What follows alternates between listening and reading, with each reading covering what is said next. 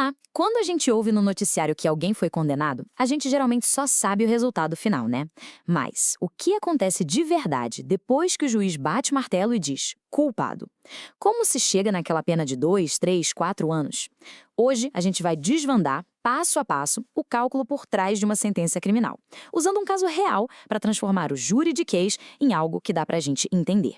Pois é, meu nome é Ektaia Nesson, sou oficial de justiça e no meu dia a dia eu lido com a parte final de muitos processos. Por isso, a gente vai fazer exatamente isso, decifrar uma sentença. E para começar, vamos voltar para o momento que deu início a todo o processo do nosso personagem de hoje, o Alberto. Então vamos lá. A história toda começa com o Alberto, numa viagem de ônibus que, de repente, tomou um rumo bem diferente do esperado.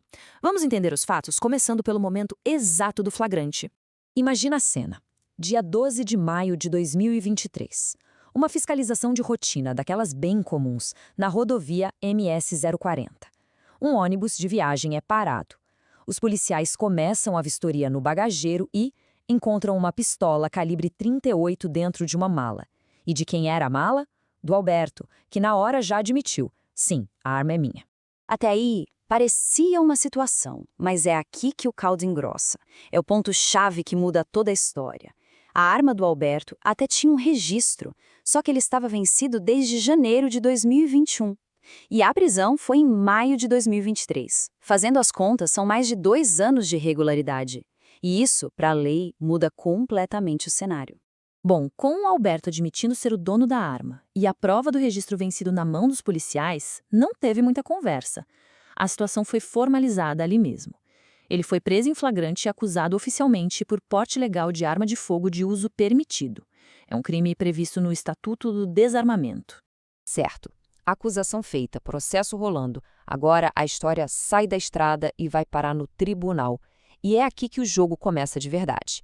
A defesa do Alberto entra em campo, claro, com seus argumentos para tentar ou livrar ele da condenação, ou pelo menos diminuir o estrago. E a estratégia da defesa do Alberto se baseou em 3 pontos principais. Primeiro, eles disseram que a arma estava descarregada, sem munição.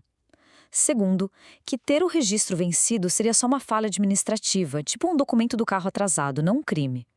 E terceiro, que como a arma estava no bagageiro, o crime deveria ser de posse, que é mais brando, e não de porte. Ok, esses foram os argumentos da defesa. Mas e aí? Como é que a justiça, como é que um juiz olha para isso? Vamos analisar agora, um por um, como a lei responde a cada uma dessas teses.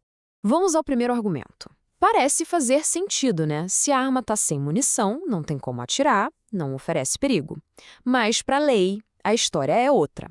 O crime de porte de arma é o que se chama de crime de perigo abstrato. O que isso quer dizer?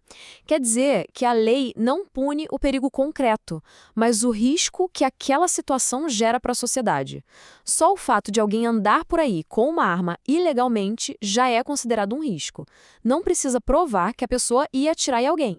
Agora, a tese do registro vencido. A defesa tentou comparar com uma carteira de motorista vencido, uma coisa administrativa. Só que aí entra em campo algo muito forte no direito, a jurisprudência. Os tribunais superiores, como o STJ, já decidiram isso várias vezes. E para facilitar, eles criaram a súmula 513. Uma súmula, para a gente entender, é tipo um resumo oficial de como os juízes devem decidir em casos parecidos. E essa súmula diz com todas as letras que portar arma com registro vencido é a mesma coisa que não ter registro nenhum. Fim de papo. É crime. E o terceiro ponto, a diferença entre posse e porte. A defesa argumentou, olha, a arma estava lá no bagageiro, longe dele, não estava na cintura. A ideia era dizer que isso seria posse, não porte. Mas a lei também é bem clara. Portar uma arma é quando se está com ela fora de casa ou do trabalho. E estar no mesmo veículo, mesmo que seja no bagageiro, já é suficiente para configurar o porte, porque a arma está ali disponível para a pessoa durante o transporte. Então, olha só, um argumento atrás do outro. A justiça foi rebatendo as teses da defesa, usando a própria lei e as decisões dos tribunais superiores. Com isso, o caminho para o juiz ficou bem claro, né?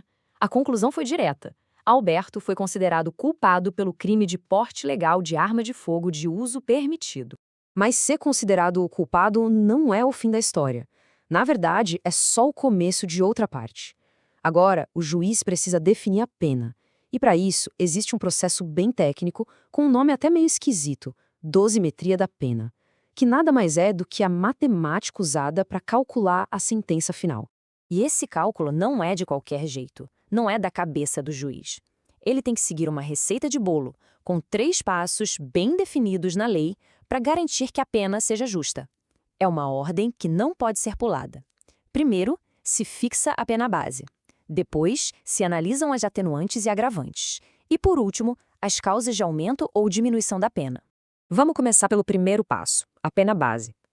Pense nela como se fosse o alicerce da sentença. Aqui, o juiz olha só para as circunstâncias do crime. Onde aconteceu? Num ônibus, um transporte público. Isso pode pesar contra o réu, por exemplo.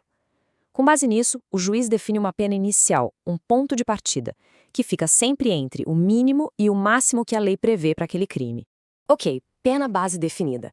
Agora, na segunda fase, o foco muda. O juiz para de olhar para o crime e começa a olhar para o criminoso, para o Alberto. Ele vai investigar o passado dele. Será que tem antecedentes? Existe alguma coisa na história de vida dele que possa diminuir ou, quem sabe, aumentar a pena? E ao olhar o histórico do Alberto, o juiz encontra uma coisa não muito boa. Ele já tinha uma condenação anterior por lesão corporal. E aí, dependendo de quanto tempo faz que ele cumpriu essa pena, isso pode ser considerado maus antecedentes ou, se for mais recente, reincidência, que é pior ainda e com certeza aumenta a punição. Certo. Já temos a pena base e já consideramos o histórico do réu. E agora? Isso nos leva ao terceiro e último passo dessa matemática da justiça. O que mais a lei pode dizer para ajustar essa conta final? Essa terceira fase é tipo uma checagem final. O juiz vai ver se tem alguma causa específica prevista na lei que obrigue a aumentar ou diminuir a pena. Por exemplo, se fosse uma tentativa de crime, a pena diminuiria. Mas no caso específico do Alberto, para esse crime, não se aplicava nenhuma dessas causas. O que significa que a pena dele foi toda definida naqueles 2 primeiros passos: as circunstâncias do crime e o histórico dele. Olha só que jornada, hein? Desde aquela abordagem na estrada até o cálculo final da pena, tudo isso mostra pra gente que uma sentença não é um número que o juiz tira da cartola.